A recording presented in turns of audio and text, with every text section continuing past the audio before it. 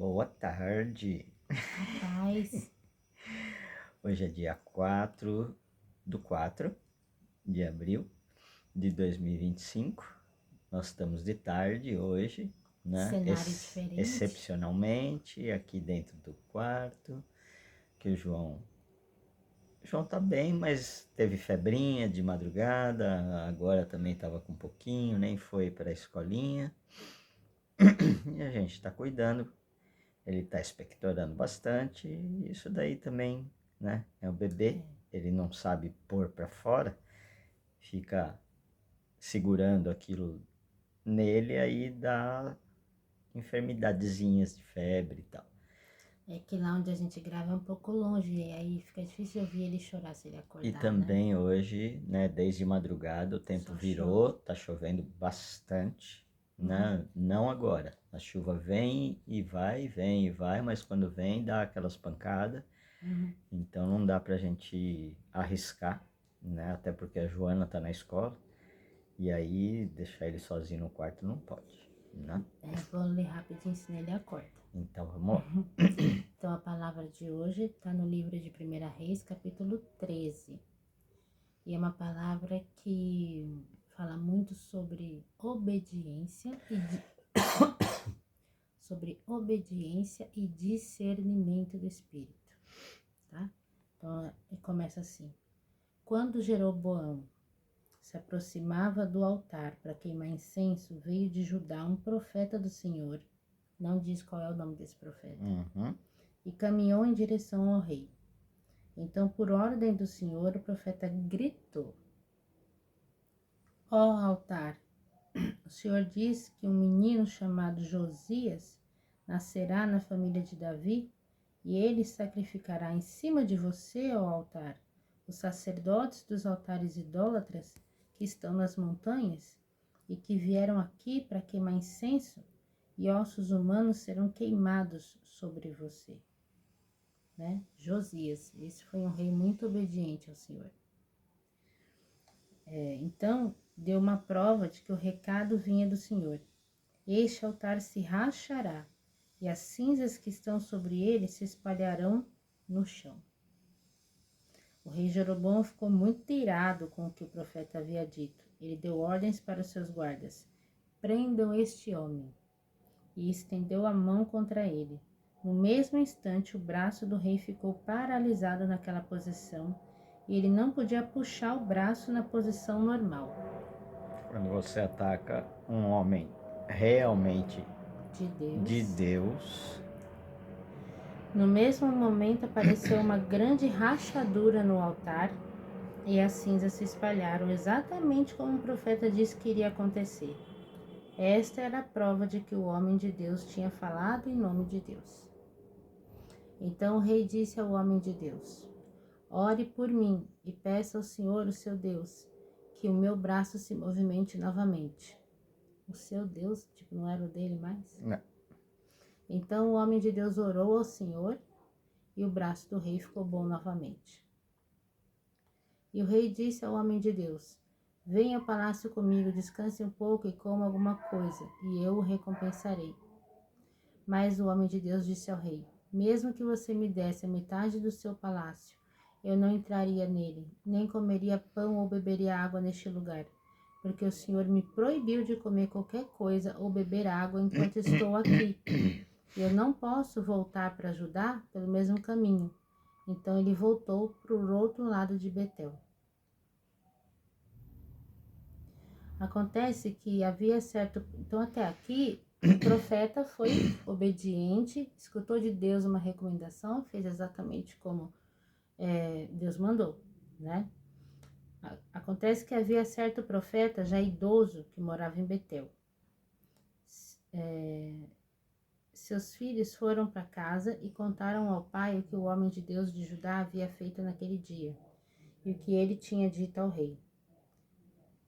Detalhe, toda vez que a gente obedece o Senhor e algo especial acontece, o mal se levanta. Não pensem que fica por isso mesmo. Então a gente foi assim, por exemplo, com Elias. Ele tinha acabado com os profetas de Baal, fogo desceu do céu, né? E logo em seguida, quando Jezabel ameaçou ele de morte, ele saiu correndo, foi para a caverna pedir para Deus, sabe? Eu quero que a minha vida acabe de tanto medo que ele estava. Então, mais um ponto de atenção. Então, por qual caminho ele seguiu? Perguntou o velho profeta. E seus filhos mostraram a ele por onde o homem de Deus tinha ido.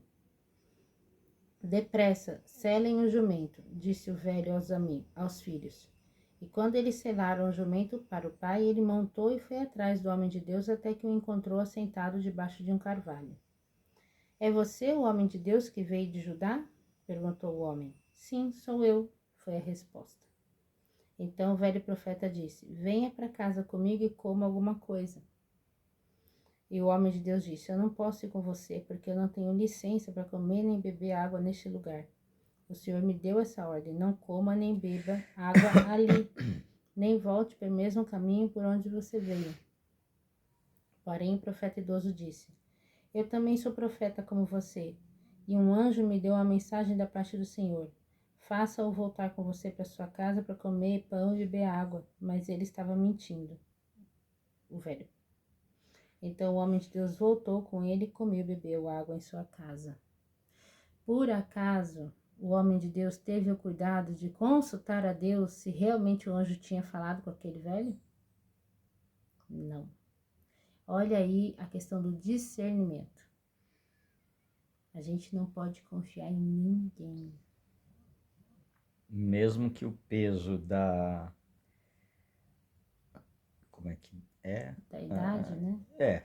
Por respeito a uma pessoa mais idosa e tudo mais, você tem que ter discernimento e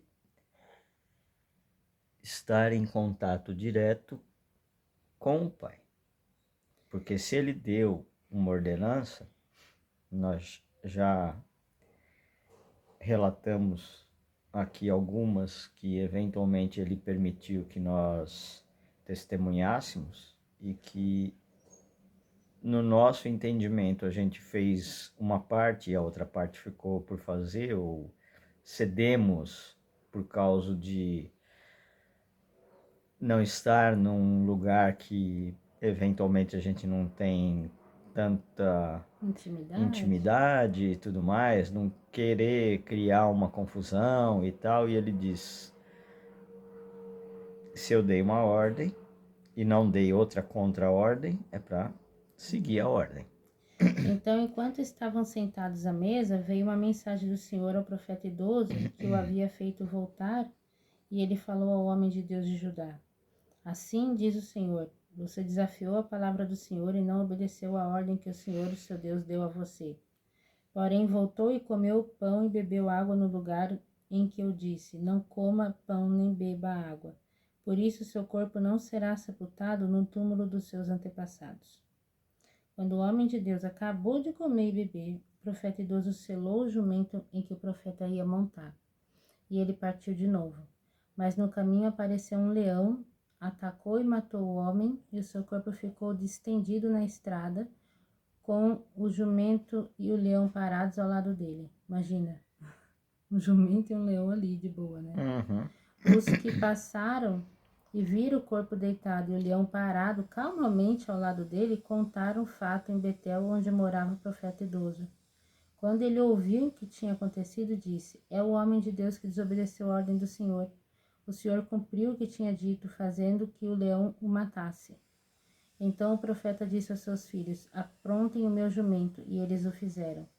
Ele foi e encontrou o corpo caído na estrada, e o jumento e o leão ainda estavam ali ao lado dele, pois o leão não havia comido o corpo nem atacado o jumento. Então o profeta colocou o corpo do homem de Deus sobre o jumento e o levou de volta à cidade para lamentarem por ele e o enterrarem. Ele colocou o corpo em seu próprio túmulo e lamentaram por ele, dizendo, ah, meu irmão. Depois de enterrá-lo, disse aos seus filhos, quando eu morrer, eu quero que me enterrem no túmulo onde está enterrado o homem de Deus. Ponha os meus ossos ao lado dos ossos dele. O que o Senhor disse a ele para clamar contra o altar que está em Betel. E a maldição que ele trouxe contra todos os altares idólatras das cidades de Samaria certamente se cumprirá. Apesar do aviso do profeta, Jeroboão não se arrependeu dos seus maus caminhos. Ao contrário, ele nomeou mais sacerdotes entre o povo comum para oferecer sacrifícios aos altares idólatras. Qualquer homem que quisesse podia ser sacerdote. Este foi um grande pecado da casa de Jeroboão, o qual o levou à destruição e à sua extinção da face da terra. Então, O diabo, ele usa algumas pessoas para testar, né? A gente tem que saber a diferença, né? Como o pastor falou outro dia, entre tentação e provação. uhum, E aí esse profeta, no momento que ele foi aprovado por uma aprovação de Deus, que Deus mandou ele fazer algo e ele fez, e no momento seguinte ele foi tentado. É. E acabou, né, desobedecendo. E o detalhe, tentado por outro profeta mais velho reconhecido na cidade de Betel. E engraçado como esse profeta mais velho, a Bíblia não diz que ele se arrependeu, né? Ainda quis ser enterrado junto. Porque de alguma forma, o meu entendimento é, eu fiz algo errado, esse homem pagou por aquilo que eu induzi ele a fazer, então eu estando após a morte ao lado dele, quem sabe Deus se comove, né? E de mim e me perdoa, né? Mas é só o meu entendimento. A palavra em si, né, propriamente curta e grossa, é o nosso Deus, nosso Pai, deu uma ordem, é para cumpri-la. Integralmente.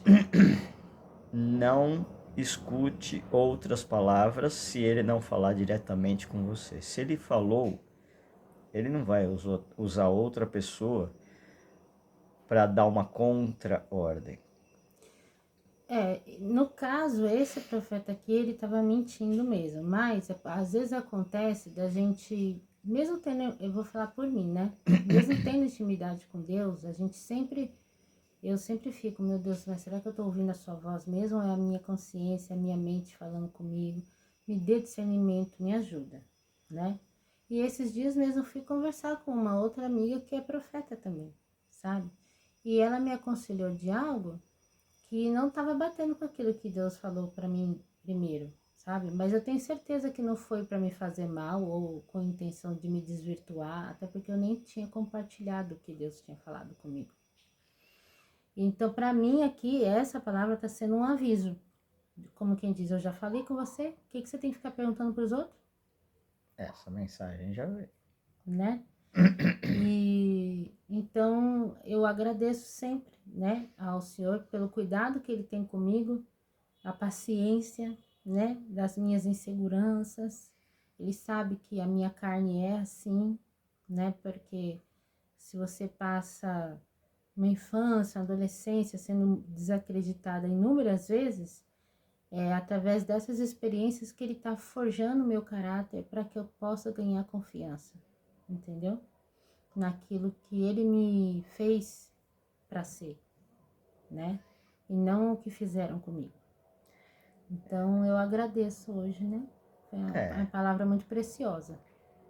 E todos têm que ficar alertas, né? Sim. Porque assim como está escrito em Apocalipse, o final dos tempos, aonde nós nos encontramos, vão ter Muitos multiplicado os falsos profetas e as palavras e as, vamos dizer, pessoas que conseguem fazer coisas que até aqueles que seguem a Deus vão se confundir.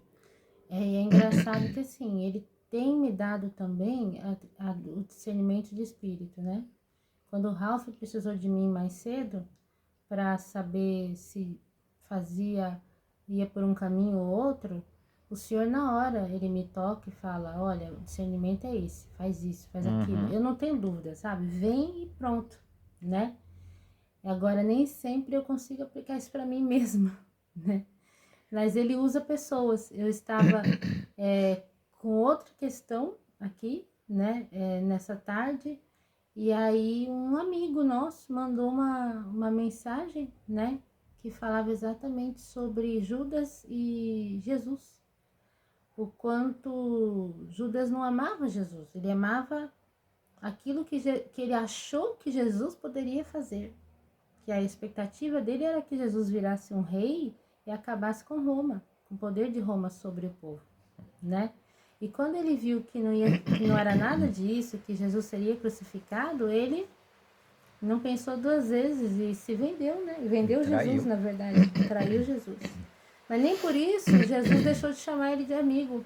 Não. Porque a consideração que a gente tem por alguém não fala do caráter da pessoa, mas do nosso. E aí, quando eu recebi essa mensagem, eu entendi que o dilema que eu estava, né, vivendo agora de tarde era uma resposta, né, de discernimento para mim, né, um ajudando o outro. Como quem diz, Lígia, você às vezes dá muito crédito para quem não merece, né? Deus testifica, ele confirma as coisas, né? Tem que fechar lá. Tem que fechar a Gente, janela que voltou. hoje o vídeo é curto, perdão. A gente gostaria de poder falar muito mais aqui, se o senhor permitisse. Mas tá chovendo muito, eu tenho que fechar a janela. Bom, fiquem com Deus e reflitam. Amém. Um bom sábado para todos. Fiquem com Deus. Amém.